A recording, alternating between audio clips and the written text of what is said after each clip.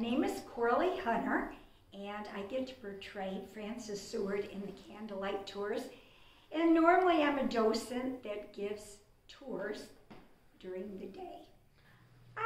I love to play her as someone who's the matriarch of the family. She's the glue that holds the family together. Her husband is gone for very long periods of time, and although she's the matriarch of the family, she's a very powerful woman behind the scenes. She was actually a woman who joined the Temperance Union and did not drink. And it was an ever ongoing battle during the Christmas season between Mrs. Seward and her husband. He was always wanting to serve alcoholic beverages to their guests, and she was not at all in favor of that. And one Christmas, the servants had procured lemons to make the whiskey punch. They got the punch all made with the aid of Peter Crosby. At the very last minute, Mrs. Seward made them dispense with the punch. Not necessarily a story, but the fact that Frances Seward is here on South Street. She's never sure if her husband will be home in time for Christmas. And so she is preparing everything, her family, and they're all set just in case, and oftentimes he was not here, but I can imagine her really doing her best to get the Christmas season throughout the house. I do hope that you've all brought yours with you this evening. I'm Jeff Ledwig, the Director of Education at the Seward House Museum, and most nights I portray Peter Crosby. Well, Peter Crosby was a longtime servant here at 33 South Street. He was hired first by Elijah Miller, the man who built this home for his daughters Frances and Lizette, and eventually he came under the employ of Frances, the younger daughter, and Mr. Seward. What we know about Peter Crosby, it's not much. We don't know when he was born, when he died. What we know is he had something of an adversarial relationship with Frances. She did not like his rough manners. So I play him as a little bit cheeky, maybe a little insubordinate, especially if Mrs. Seward is involved. I also play him a little bit self-important. I kind of think Peter is a bit of the comic relief of the cast. Well, I think Peter had great job security, even if sometimes maybe he wasn't always up to the standards of Frances. He saved young Frederick Seward's life when Fred was just 7 years old and nearly had an accident on his horse. So I'd like to think of Peter as someone who had job security, who knew he had it, and kind of tested the system a bit as a result, and didn't mind much maybe speaking back to Mrs. Seward being a little bit presumptuous.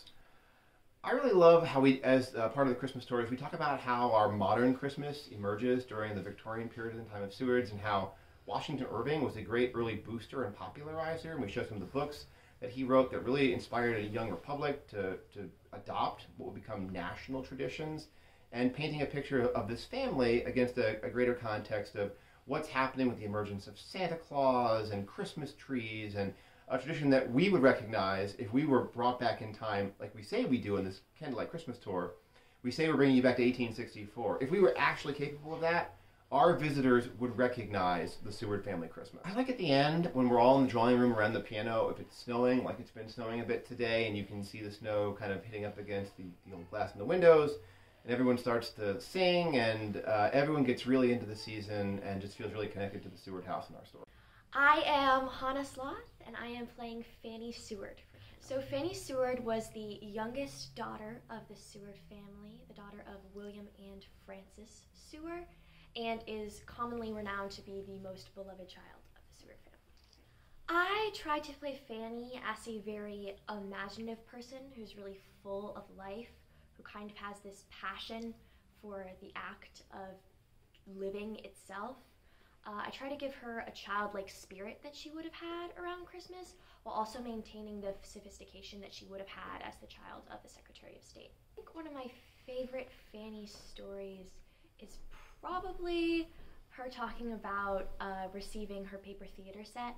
I think it really shows how Fanny was just a person who really loved things, but also more what she could do with them and the stories that she was creating within her own life, and how she just had so much of an excitement to receive her paper theater set that when she got it, she ripped open the box and she threw it on the ground and she immediately started playing with it.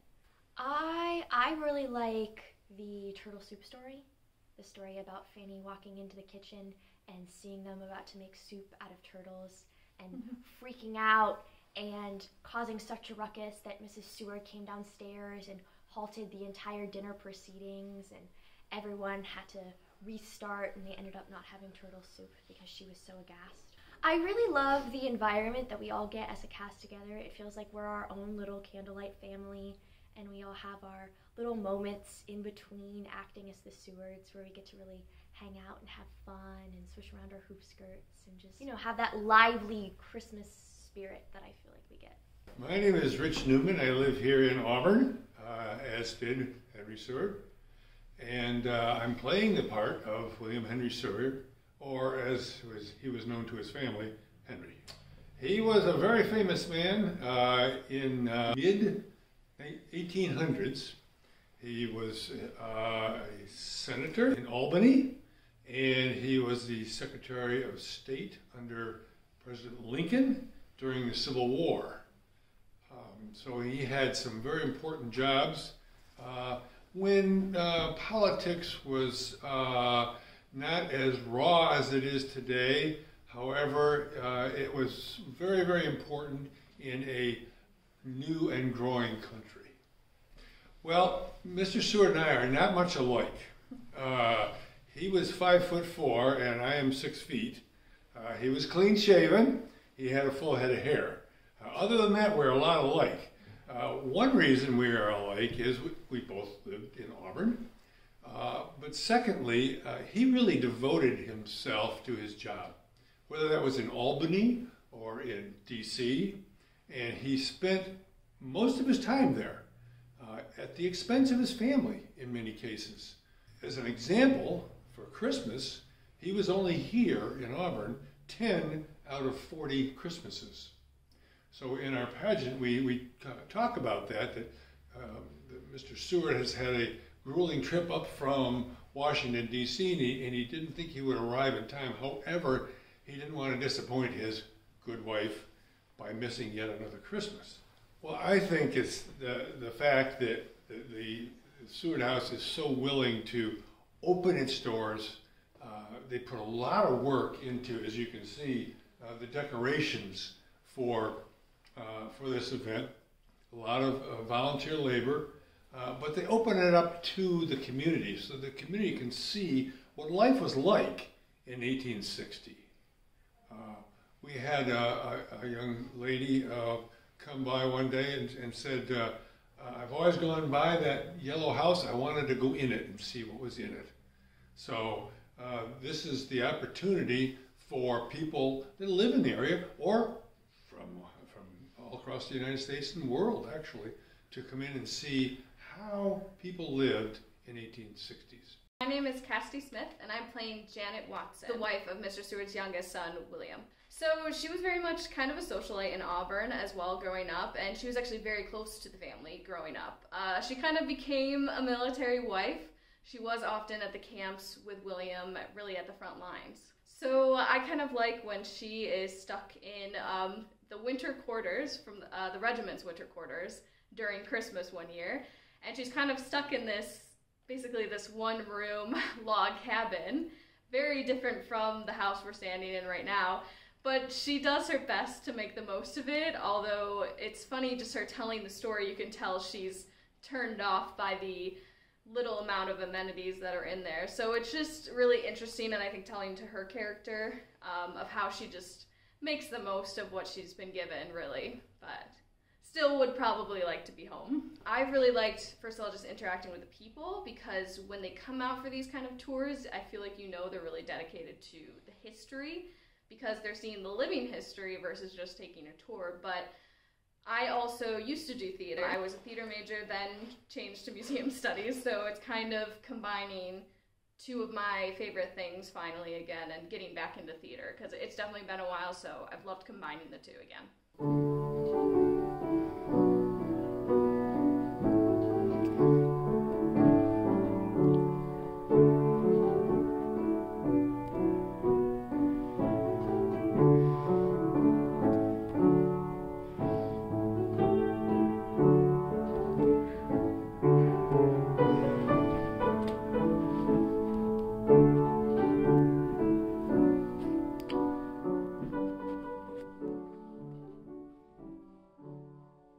My name is Patricia Nuno, and I am portraying Lizette Warden, Mrs. Seward's sister.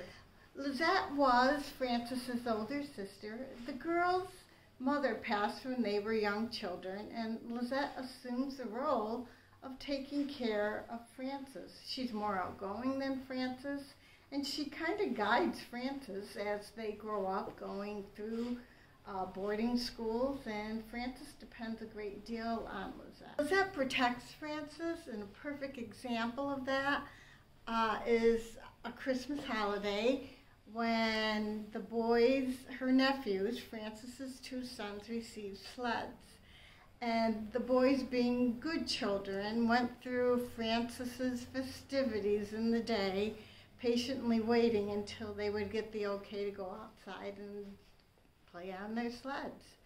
And they did finally get to go outside, and they were joined by the neighborhood children. And unfortunately, a brand new constable saw all these ruffians, as he puts it, on the estate of the Sewards. And so the children, when they see the constable scatter, leaving only Augustus, who was 13, and Frederick Seward, who was 9. And they protected their desire to play on their estate.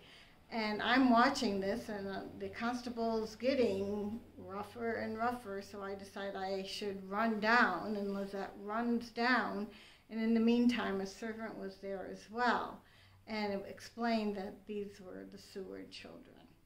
So when we got inside, after settling the affair, the boys, Gus and Frederick, and I decided we weren't going to tell my sister because she was so overprotective and would get upset. So that's how Lizette runs interference most of the time for her sister, and takes care and bonds with her sister and her family in their family home. The one that they do like to practice is the giving of gifts, and also the caroling around the piano.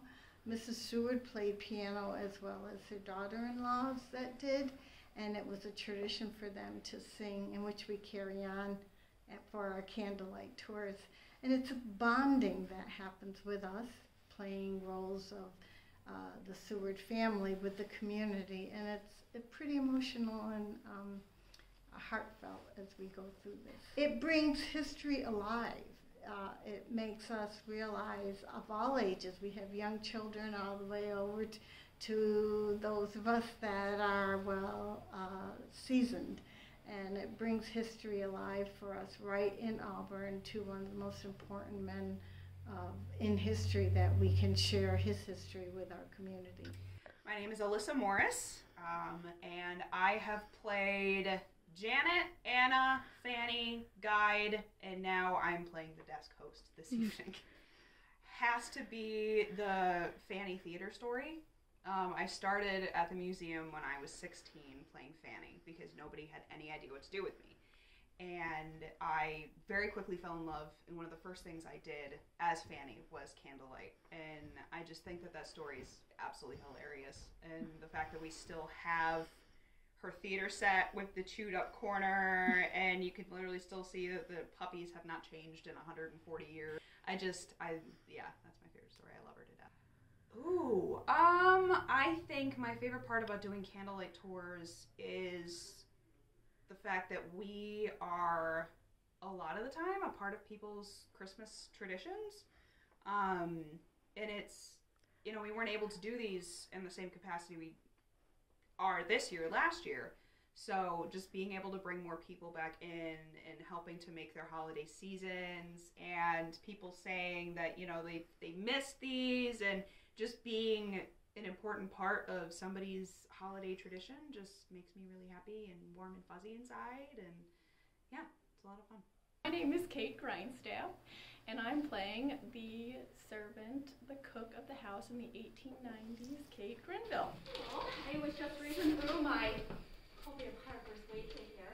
I guess it's Mrs. Seward's copy, but I hope you won't be telling her that I was reading it. I like the fact that I feel like I might look more like her because all of the Sewards had darker hair, and she's also Irish, and I'm part Irish. And I guess my favorite Seward Christmas story would be, well, there was a story a few years before Kate Grenville was cook, and there was a different cook named Louisa. And Louisa was cooking Christmas dinner, and she was going to scald some terrapins or turtles for turtle soup. And then Fanny, the youngest daughter of the Seward family, accidentally comes down the stairs and sees her doing this, and she screams because she's seeing some live animals being killed. And then they decide not to have turtle soup for that Christmas dinner, and Fanny never eats turtles again after that. She vows not to eat those ever again. I hope she doesn't say anything about my dinner this year. I have mock turtle soup, if you didn't hear. I like seeing how excited people get. I play a guide as well, and it's fun taking people into different rooms and seeing their expressions and reactions to the characters. I'm Jack Sherman. I play Mr. Seward himself. Oh, I just like the idea of them gathered as a family at Christmas time with Mr. Seward reading Christmas stories to them. I just always imagine that scene when just to imbue the spirit of William Henry Seward and to feel I'm communing with his spirit as I'm here, and that I'm reliving an experience close to what may have actually happened when Henry came home late for a Christmas.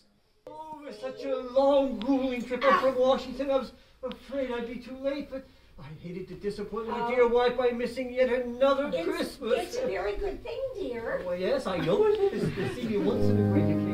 Yes.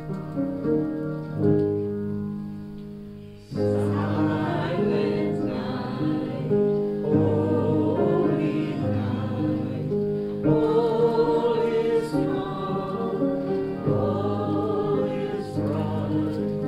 Round your virgin mother and child, holy infant, so tender and mild, sleep in heavenly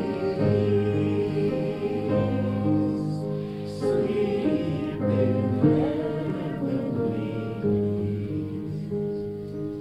Oh, let's pick up the mood. We wish you a Merry Christmas. We wish you a Merry Christmas and a Happy New Year. With tidings we bring to you and your kin.